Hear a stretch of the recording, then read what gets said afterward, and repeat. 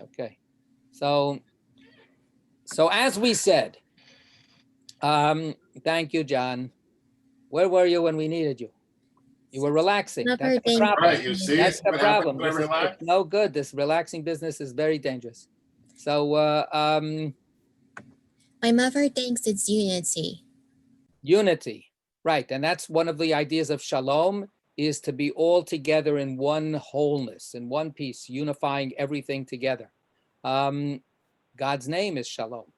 A little side fact, according to the tradition, when people would speak in Hebrew to each other, you don't say shalom in the bathroom, because shalom is God's name. So yes, it has that idea of oneness, of bringing everything together. I think that the question of whether you can have conflict within an atmosphere of peace is one of the painful problems of today. You know, as we're going into this week, this is one of our huge struggles in our society and in the world in general. We've somehow lost the capability of talking to one another with acceptance, disagreeing with some sense of respect for each other. The image of Josie's uncle, you were saying, is it your uncle? I mean, that's something that we seem to bemoan a lot of old time retired congressional figures. Oh, in the old days, we used to be friends across the aisle. We used to be able to be completely, in opposition to each other's ideas, but we respected each other, and that seems to be out, these days. So, is it possible to do that or not? Is a huge living question that's out there. And maybe one of the questions is, if you could love peace, would that change the way that you engaged in conflict? If you really were a lover of peace, would your way of disagreement, or the way of actually even countering somebody else or something else or some group, would that be altered by the fact that you love peace? The image that comes to mind for me in terms of loving, that question of that what's that intensity of emotion of love? When I see footage, and I've seen it in my own life in smaller situations, but when I see footage, for instance, of when of VE Day, of when the Second World War was concluded, when people actually, you have that terrific image of that soldier, that serviceman, just giving a real passionate kiss to this woman, in Times Square. Does everybody remember that image? As a sailor, he was a sailor. Yeah. Sailor, thank you. I don't remember it that well, but what can I tell you? And it turns out they didn't even know each other or something. I don't know. That's sort of assault, really, if you think about it. Well, but it wasn't, right? But it wasn't, because at that moment there was this shared, absolutely passionate exaltation at the arrival of peace. There was this, and I've seen it, for the things that I care about, and with Israel, after the 6 Day War, there was this kind of like exhilaration.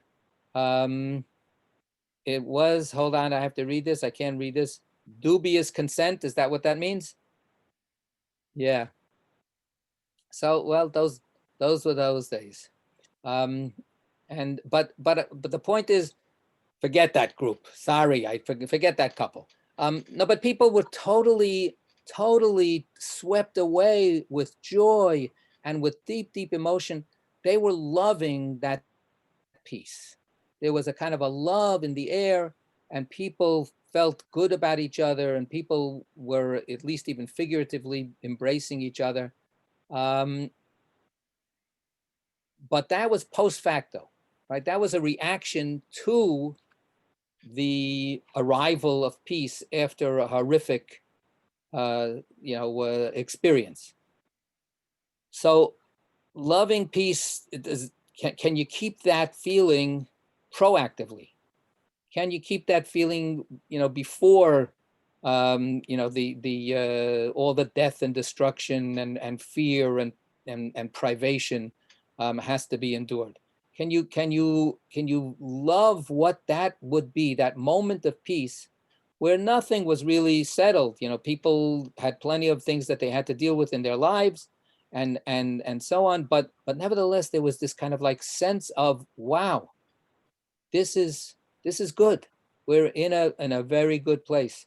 I wonder whether we would think of the song at the Red Sea in that kind of way, of that sense of exhilaration, that, wow, that's it. I will never ever have to worry about my Egyptian taskmaster ever again. I will never ever have to worry about having to be a slave to anybody else. I'm safe, and who the heck knows what's going next.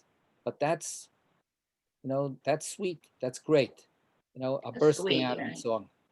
So to really desire, right? And love has to do with desire as well, right? To really desire it, to really want that, is something that Hillel says we should be able to strive for. I wanna bring up a little part of a dark side about that, or a risk in that. And that goes back to last week's conversation. How do we know that this is actually what Aaron stood for? How do we know that Aaron, be a disciple of Aaron who had these qualities? So I want to bring up a painful situation, and that is the golden calf. When Aaron is left in charge of the Jewish people, Moses has disappeared. Nobody knows what is actually up with him. Will he be coming back down or not? Is he safe and sound and with God, or is he not safe and sound and with God in a different way? And the people freak out. The people are in total panic, and they need something to hold on to. And Aaron, as we know, does not stop them, right? He tries to soften it a little bit. He tries to delay it a little bit, slow it down, but he goes with the flow. And I think that one way to look at that is that he was a person who really ran away from conflict. He ran away from a painful encounter, and he loved peace so much that he was willing to let the people do what they felt they wanted to do without standing up to them. That's one possible way, and it's a painful way to look at that situation. So John wants to say something, Sarita, and then we're going to close down for today. Yeah, but that's like the biggest sin that Jewish people ever committed. So it's like, it's. Well, that's why I'm saying it's a dark and painful question. Well, it's dark and painful, but it's not. I mean, if that's the goal, that's not a good goal, because there's sometimes when you can't just go along to keep the peace. You need to speak up. We remember Neville Chamberlain's famous line. Peace in our time. I have come back bringing peace in our time. Yeah, Sarita. So I was going to say two things. One was I was going to also remind us about Neville Chamberlain. I mean, in the face of a sort of a threat, do you prize peace above everything?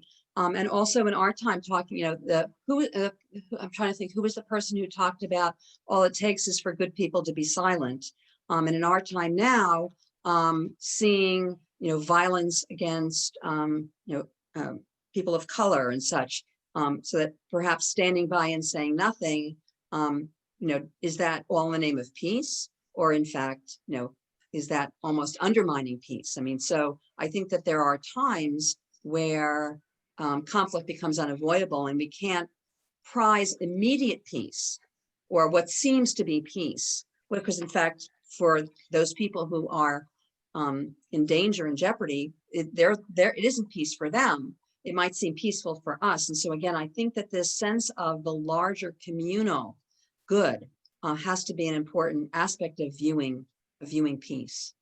Okay, so we're going to leave it at that. Very, very hard questions. Thank you for this wonderful discussion. And I hope that I'll see everybody next week. Thank you, Rabbi. That was a wonderful discussion. Wonderful. Wonderful. Thank you. Goodbye, everybody.